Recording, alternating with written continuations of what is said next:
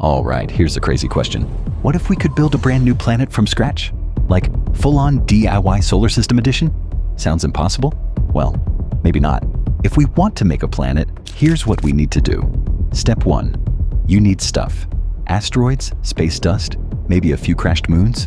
Lucky for us, the universe is full of spare parts. Step 2. Gravity. Without it, your new planet is just a floating pile of space junk. But get enough mass together, and boom, you've got yourself a baby planet. Step 3. Make it livable. Add heat, an atmosphere, and water. Somehow, that's the tricky part. Fun fact, planets actually form all the time. We just need a few million years of patience. Scientists think we could speed up the process by moving asteroids into place with giant space engines. Yeah, real-life sci-fi.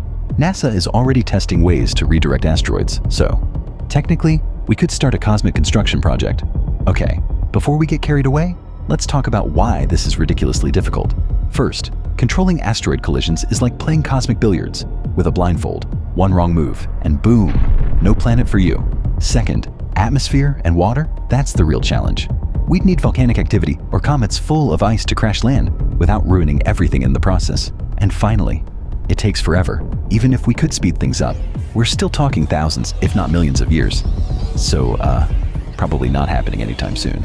But what if we could do it? If we survive long enough, future humans might develop technology advanced enough to craft whole planets. Artificial gravity, controlled asteroid delivery, and even terraforming could make it possible. In fact, some scientists believe we'll eventually terraform Mars, which is basically planet building light edition.